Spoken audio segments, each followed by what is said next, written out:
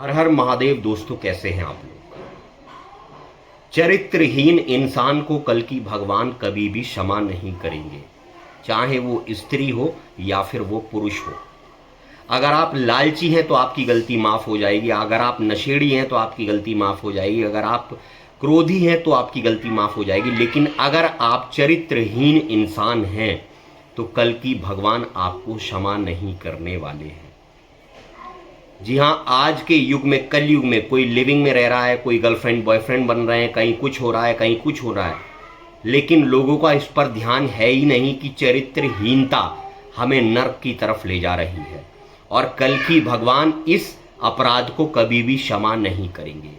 आज मैं आपको ऐसे ग्रंथ से एक चीज़ दिखाने वाला हूं जिसमें बड़ी बारीकी से इन चीज़ों को बताया गया है कि अगर आप कुंवारे हैं तो आपको कैसे रहना चाहिए, अगर आप शादीशुदा हैं तो आपको कैसे रहना चाहिए, अगर आप शादीशुदा हैं लेकिन एक पार्टनर दुनिया को छोड़कर चला गया है तो आपको कैसे रहना चाहिए। सब कुछ आज एक धर्मशास्त्र से दिखाऊंगा जिसमें सब कुछ भगवान ने बड़ी बारीकी से बताया है ताकि हम अपने चरित्र को बचा सकें। दोस्तों, ये ग्रंथ है बाइबल। जैसा कि मैं आपके साथ कई वीडियोस इस पर बना चुका हूं। इसका टॉपिक है कुरीतियां, 5:8 पेज है और पेज नंबर 254 है। इस पे टॉपिक दिया है देह प्रभु की महिमा के लिए है। कह रहे हैं ये देह जो आपको मिली है ये व्यभिचारी करने के लिए, गलत काम करने के लिए नहीं मिली है, ये केवल प्रभु को पाने के लिए मिली है, प्रभु की महिमा करने के लिए मिली है। जैसा कबीर कहते हैं कि दुर्लभ मानुष जन्म है, देह न बारंबार, और तरुवर जो पत्ती झड़े बहुरी न लागे डार। और इस मानव देह में भी अगर आप कोई भी गलती कर दें वो चल जाएगी, लेकिन चरित्र अगर आपका साफ नहीं है तो आपको कल की भगवान कभी भी स्वीकार नहीं करेंगे और आपकी ऐसी दुर्गति होगी कि जिसे आप सोच भी नहीं सकते। कबीर कहते हैं पर नारी पैनी छुरी बिरला बाचे कोई, और कबू न छेड़ी देखिए हंसी हंसी ठबे रोए। पराई नारी या पराया पुरुष जो है वो एक पैनी छुरी के समान है जो आपको जीवन भर रुलाएगा। अब मैं आपको दिखाता हूं बाइबल से। इसका है टॉपिक देह प्रभु की महिमा के लिए। इसमें लिखे हैं सब वस्तुएं मेरे लिए उचित तो हैं परंतु मैं किसी वस्तु के अधीन ना होऊंगा। भोजन पेट के लिए है और पेट भोजन के लिए है परंतु परमेश्वर इन दोनों का अंत कर देगा। फिर भी देह व्यभिचारी के लिए नहीं परंतु प्रभु के लिए है। कह रहे देह जो है ये व्यभिचार, गलत काम करने के लिए नहीं है, प्रभु को पाने के लिए बनी है। परमेश्वर ने ना केवल प्रभु को ही जिला उठाया वरन वह हमें भी वैसे ही अपने सामर्थ्य से जिला उठाएगा। क्या तुम नहीं जानते कि तुम्हारे शरीर मसीह के अंग हैं? तो क्या मैं मसीह के अंगों को लेकर वेश्या के अंग बना दूं? कि अगर आप किसी वेश्या से गलत काम करते हैं तो आपका जो शरीर के अंग है ये भगवान के ही अंग है, तो आपने उसे भी गलत कर दिया, अपने शरीर को भी और भगवान को भी। आगे कह रहे कदापि नहीं। क्या तुम यह नहीं जानते कि जो वेश्या के से संयोग करता है उसके साथ एक तन हो जाता है, क्योंकि कहा गया है वे दोनों एक तन होंगे। परंतु जब वह जो प्रभु से संगति करता है उसके साथ एक आत्मा हो जाता है। व्यभिचारी से भागो। अन्य सारे पाप जो मनुष्य करता है देह के बाहर होते हैं परंतु व्यभिचारी तो अपनी देह के विरुद्ध पाप करता है। अगर आप कोई भी पाप कर रहे हो तो वो आपकी देह से बाहर है, लेकिन अगर आप व्यभिचारी यानी कि आप वैश्या का या फिर किसी भी पर स्त्री का संग करते हो, व्यभिचारी करते हो, तो आप अपनी देह के साथ भी गलत कर रहे हो। ये पाप क्षमा नहीं होगा। क्या तुम नहीं जानते कि तुम में से प्रत्येक की देह पवित्र आत्मा का मंदिर है जो तुम में है, जिसे तुमने परमेश्वर से पाया है, कि तुम अपने नहीं हो क्योंकि तुम मूल्य देकर खरीदे गए हो। इसलिए अपने शरीर के द्वारा परमेश्वर की महिमा करो। आगे कह रहे हैं संयम और विवाह।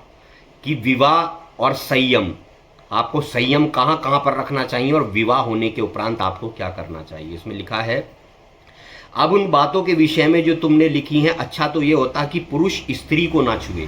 कह रहे हैं ना पुरुष स्त्री को छुए और ना ही स्त्री पुरुष को छुए। वैसे सबसे अच्छा तो ये बताया गया है कि आदमी वैरागी रहे।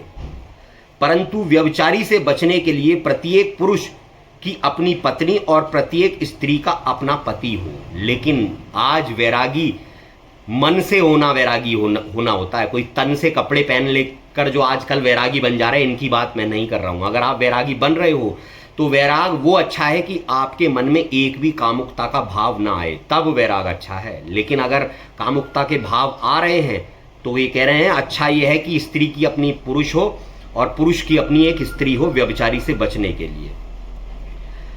पत्नी को अपनी देह पर अधिकार नहीं परंतु उसके पति को है, इसी प्रकार पति को अपनी देह पर अधिकार नहीं उसकी पत्नी को है। एक दूसरे को इस अधिकार से वंचित ना करो परंतु केवल आपसी से कह रहे हैं कि पत्नी को अपनी पति की देह पर पूरा अधिकार है, इतना पति को भी नहीं है, और पति को अपनी पत्नी की देह पर पूरा अधिकार है, इतना पत्नी को भी नहीं है। एक दूसरे को इससे वंचित ना करो। आप समझ ही रहे होंगे इस बात का मतलब है कि अगर कामुकता का भाव आपके पति के अंदर है तो आपको उसका साथ देना चाहिए, आपकी पत्नी के अंदर है तो आपको उसका साथ देना चाहिए।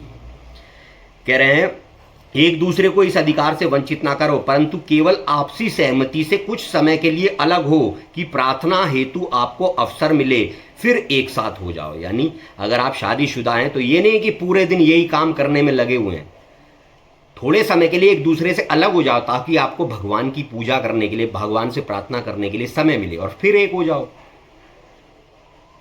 कहीं ऐसा ना हो कि तुम्हारे असंयम के कारण शैतान तुम्हारी परीक्षा करे, कि अगर तुम्हारे अंदर संयम नहीं है तो शैतान तुम्हारी परीक्षा जरूर करेगा। अगर तुम पुरुष हो तो तुम्हारे सामने एक पराई स्त्री जरूर लाकर खड़ी कर देगा ताकि तुम चरित्र से गिर जाओ और कल्की से दूर हो जाओ। परंतु मैं अनुमति के रूप में यह कहता हूँ, आदेश के रूप में नहीं। फिर भी मैं चाहता हूँ कि सब मनुष्य ऐसे ही हों जैसा मैं स्वयं हूँ, यानी अकेला। परंतु प्रत्येक जो परमेश्वर की ओर से विशेष वरदान मिला है, किसी को एक प्रकार का तो किसी को दूसरी प्रकार का। परंतु मैं अविवाहित और विधवाओं से कहना चाहता हूँ कि उनके लिए ऐसे ही रहना अच्छा है जैसा मैं हूँ। यानी जो अविवाहित हैं और जो विधवाएं हैं उनके लिए भगवान कह रहे हैं तुम अकेले रहो। लेकिन फिर आगे क्या कह रहे हैं, अकेला रहना कब सही है, जब कोई भी कामुकता का विचार नहीं आ रहा है। लेकिन आगे कह रहे हैं परंतु यदि वे संयम ना रख सके तो विवाह कर ले, क्योंकि विवाह करना कामातुर रहने से उत्तम है। कि अगर आप कामातुर हो उससे अच्छा है आप विवाह कर लो, क्योंकि अगर आप कामातुर हो और वैरागी बन गए हो तो वो वैराग भी आपका नहीं लगेगा। परंतु विवाहितों को मैं नहीं वरन प्रभु का यह आदेश देता है कि पत्नी अपने पति को न्याय त्यागे, परंतु यदि वह त्याग भी दे तो अविवाहित रहे और पुनः अपने पति से मेल कर ले। आजकल जो ये डाइवोर्स चल रहे हैं कि अगर चलो किसी मजबूरी से डाइवोर्स हो भी गया, ये कह रहे हैं, लेकिन बाद में फिर मिल जाओ। पति भी अपनी पत्नी को ना त्यागे, सेम ये बातें पति के लिए भी लागू होती हैं। शेष मनुष्य से प्रभु नहीं वरन मैं कहता हूं, यदि किसी भाई की पत्नी अविश्वसनीय हो और उसके साथ रहने को सहमत हो तो वह उसे ना त्यागे। यानी अगर किसी की पत्नी विश्वास योग्य नहीं है लेकिन फिर भी वो तुम्हारे साथ रहना चाहती है तो उसे मत त्यागो। यदि किसी स्त्री का पति अविश्वासी हो और उसके साथ रहने को सहमत हो तो वह पति को ना त्यागे। किसी का पति अविश्वासी है, इधर उधर थोड़ा बहुत कर लेता है लेकिन वो उसके साथ रहना चाहता है तो वो भी उसे ना त्यागे। कितनी बारीकी से बताया गया है इसको। क्योंकि अविश्वासी पति अपनी पत्नी के कारण पवित्र ठहरता है और अविश्वासिनी पत्नी अपने पति के कारण पवित्र ठहरती है। अन्यथा तुम्हारे बाल बच्चे भी अशुद्ध होते हैं, परंतु अब तो वे पवित्र हैं।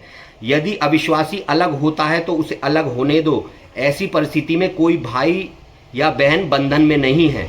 अगर कोई अविश्वासी पति आपसे अलग हो रहा है तो उसे होने दो, फिर आप किसी बंधन में नहीं हो, आप कुछ भी कर सकते हो।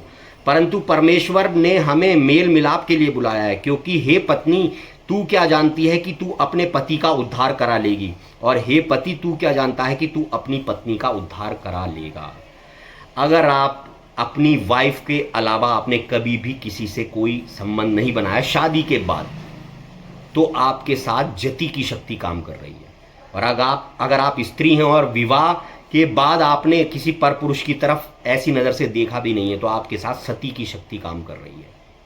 सती और जति की शक्ति ऐसी होती है कि ये भगवान को भी झुका देती है। लेकिन अगर ये चरित्रहीनता आपके अंदर आ गई है तो कल की भगवान आपको कभी भी माफ़ नहीं करेंगे। तो आज के युग के लोगों के लिए, आज के युवाओं के लिए ये वीडियो बनाना बहुत ज़रूरी था, क्योंकि लोग शर्माते हैं इन बातों में कि हम किससे पूछें, किसी बाबा के पास जाकर पूछते हैं। आपके धर्मशास्त्र से मैंने दिखाया, क्या इस धर्मशास्त्र में ये बात गलत लिखी है, मैं आपसे पूछना चाहता हूँ। वीडियो अच्छा लगा हो तो हमारे चैनल को सपोर्ट करें अगर कर सकते हैं तो।